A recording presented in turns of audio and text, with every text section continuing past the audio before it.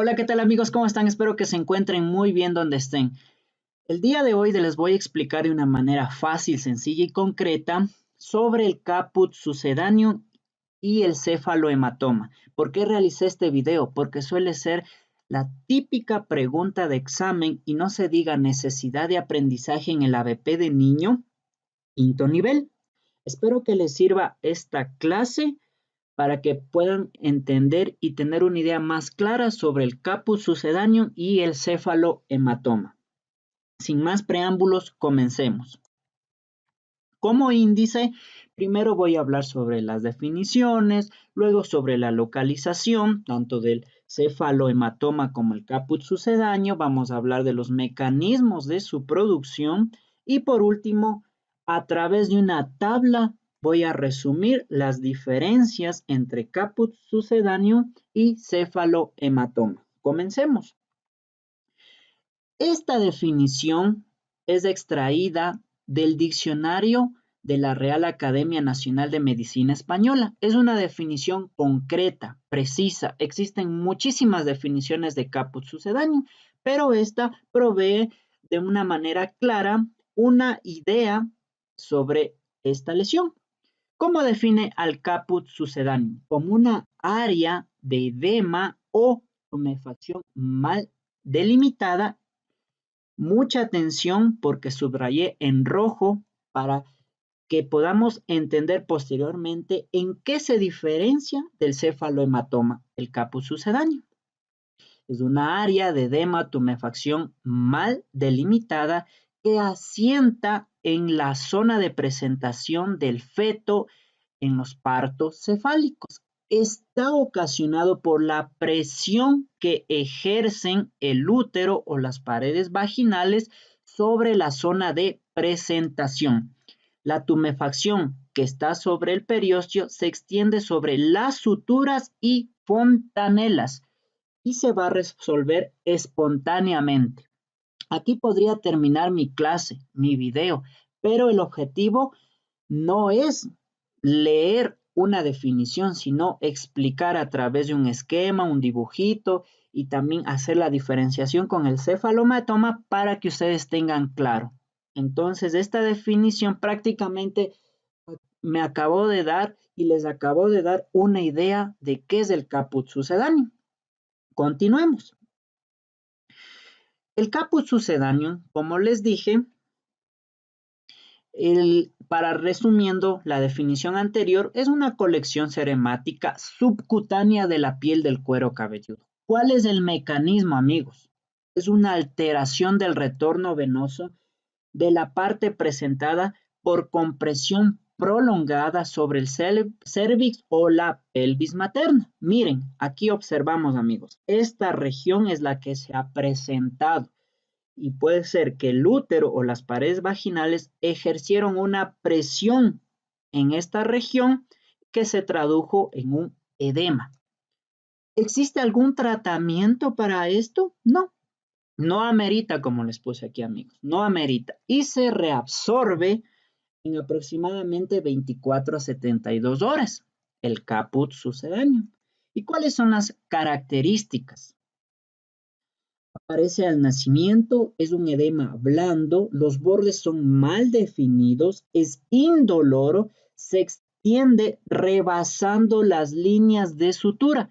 Puede acompañarse de petequias o hemorragias locales, amigos. No se olviden nunca de esta imagen. Miren, amigos, les comento ahora el esquema que les mencioné hace segundos atrás. Una imagen vale más que 1000 palabras. Describamos a continuación. Ahora, la localización de este caput sucedáneo. Miren, esta región correspondería a la piel. Esta línea oscura subrayada correspondería a la aponeurosis. Esta región que está con líneas entrecruzadas de color rosado corresponde al periósteo, que es una tela, hablando en términos vulgares, que va a recubrir a cualquier hueso. Y el cráneo está conformado por varios huesos y el periósteo está recubriendo al cráneo, que correspondería a esta región sombreada. Y debajo del cráneo vamos a tener una telita para hacer entendible esta clase, que correspondería a la dura madre, que también está representada aquí con líneas entrecruzadas.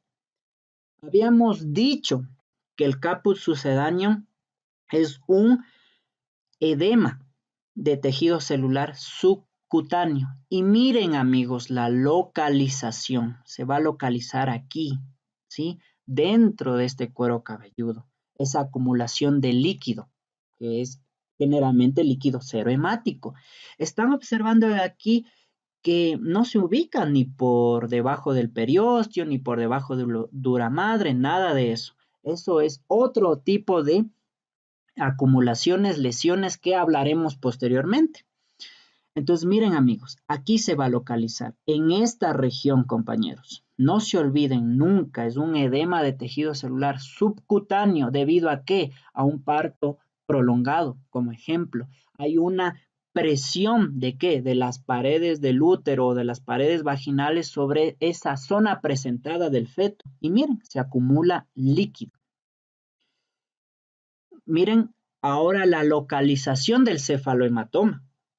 El cefalohematoma, en cambio, se ubica, para ya ir diferenciando entre estos dos, se ubica por debajo del periósteo. Miren, por debajo del periósteo. Y miren cómo está delimitado. Está por debajo del periósteo y por encima del cráneo. Y también, para aclarar un poquito y que entiendan este esquema, también se habla de la hemorragia subgaleal, que trataremos con detalle en otro video. Miren, esta hemorragia subgaleal en cambio se ubica entre ¿qué? Entre la aponeurosis galeal y el periósteo, ¿sí? Miren acá, amigos. ¿Sí se dan cuenta? Ya hemos hablado de 3 lesiones que van a ubicarse en diferente lugar del cráneo. O sea, van a radicar ahí la diferencia, la ubicación. ¿Y por qué hago énfasis? Porque suelen ser las típicas preguntas de necesidad de aprendizaje en el ABP o preguntas de examen. Y no quiero que se olviden de este esquema, amigos. Continuemos. Miren, aquí está un esquema con colorcito, más bonito. Repasemos nuevamente. ¿Dónde se ubica el caput sucedáneo? Aquí, en el cuero cabelludo. Es un edema de tejido celular subcutáneo. ¿Dónde se ubica el cefalohematoma? Por debajo del periósteo, que aquí está representada por unas líneas azules entrecortadas, y por debajo del cráneo. ¿Dónde se ubica la hemorragia subgaleal? Está entre la aponeurosis epicranial o galea y el periósteo. ¿Sí ven? Continuemos, amigos. Miren, nuevamente, para que nunca se olviden de este esquema que deben llevar en su cabecita. ¿Qué significa esto de caput? Proviene del inglés cap, que significa gorra. Miren, en este niñito, esta región es la que ha estado presionada por las paredes del útero o por las paredes vaginales. Ejemplo, habíamos puesto en un parto prolongado y miren, se traduce en una colección de líquido, ¿sí? Acumulación de líquido. ¿Cuál era ese mecanismo? Habíamos dicho de esa presión sobre esos vasos sanguíneos del retorno venoso. Dificulta el retorno venoso, el líquido pasa hacia el intersticio y se acumula. Miren, aquí nuevamente, amigos, para que nunca se olviden. Este es un caput sucedáneo. Acumulación de líquido, no respeta las suturas, se resuelve espontáneamente en 24 a 72 horas. Ya vamos a ir luego diferenciando al final con el cefalohematoma. Miren, minutos después del nacimiento y después de 24 horas ya se resuelve. Ahora, ¿qué pasa con el cefalohematoma? Nuevamente, una definición precisa, concisa de la Real Academia Nacional de Medicina en su diccionario, ¿cómo define el cefalohematoma? Es un hematoma epicraneal subperióstico. ¿Por qué resalté esto aquí?